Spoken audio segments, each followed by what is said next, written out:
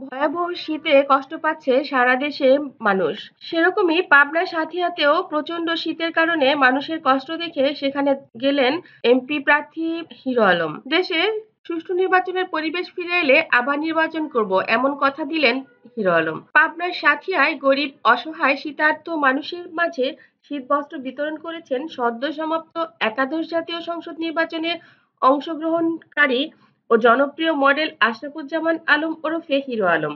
শুক্রবার বিকেলে উপজেলার রসুলপুর তহিরুন্নেসা হাফিজিয়া মাদ্রাসায় মায়া ওয়েলফেয়ার ফাউন্ডেশনের আয়োজনে শীতবস্ত্র বিতরণ কার্যক্রম অনুষ্ঠানের প্রধান অতিথি হিসেবে হিরো আলম উপস্থিত ছিলেন।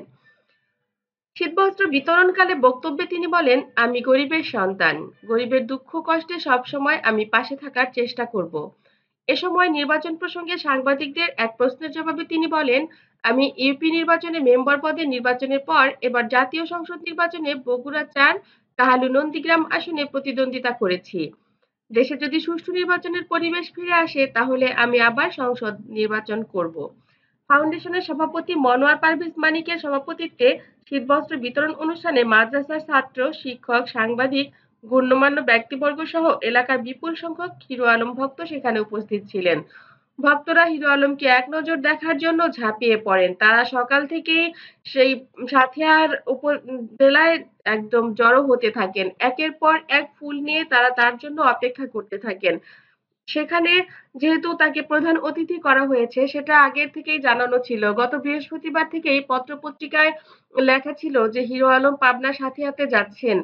এই খবর শুনে সারা পাবনার মানুষ হিরো আলম ভক্তরা সেখানে উপস্থিত হন এবং তারা হিরো আলমকে দুঃখ প্রকাশ করেন যে তিনি ইলেকশনে দাঁড়িয়ে যে কাজগুলো করেছেন সেগুলো তারা সবাই দেখেছেন, জেনেছেন এবং তার সাথে যে অন্যায় অবিচার করা হয়েছে তারা সেজন্য খুবই কষ্ট পেয়েছেন।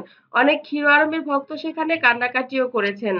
তার জন্য অনেকে হাত তুলে দোয়া করেছেন। ভাবগম্ভীর পরিবেশের মধ্যে হিরো আলম তাদেরকে কথা দেন, আপনারা আমার জন্য দোয়া করেন। আমি মানুষের মতো মানুষ হতে চাই। আমাকে নিশ্চয়ই আপনারা অন্য রূপে দেখবেন এবং তখন আমি যদি একটা ইলেকশনে দাঁড়াই আমাকে নিশ্চয়ই মূল্যায়ন করা হবে। এই কথা বলে তিনি সেখানের মানুষদেরকে সান্ত্বনা দেন এবং নিজেও সান্ত্বনা নেন। তারপর কম্বল বিতরণ করেন। গরিব দুঃখীরা তার কম্বল পেয়ে অনেকে খুব খুশি হয়েছেন এবং তাকে খুব দোয়া করেছেন। হিরো আলম বলেন, আমি যদি এমপি নাও হই তারপরেও প্রতিবার আপনাদের কাছে আপনাদের পাশে এসে দাঁড়াবো। কারণ আমি গরিব মানুষ, আমি জানি গরিবের দুঃখ কি। আমার যখন টাকা পয়সা হবে আমি নিশ্চয়ই সবার জন্য সবকিছু করার চেষ্টা করব। আর আমি তো কোনো দলের থেকে দাঁড়িয়েছিলাম না। আমি স্বতন্ত্র প্রার্থী হিসেবে দাঁড়িয়েছিলাম।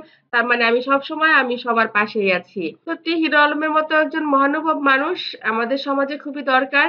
তিনি ভালো থাকুন, তিনি অনেক টাকা পয়সার মালিক হন এবং জনগণের সেবা করুন এটাই আমরা চাই।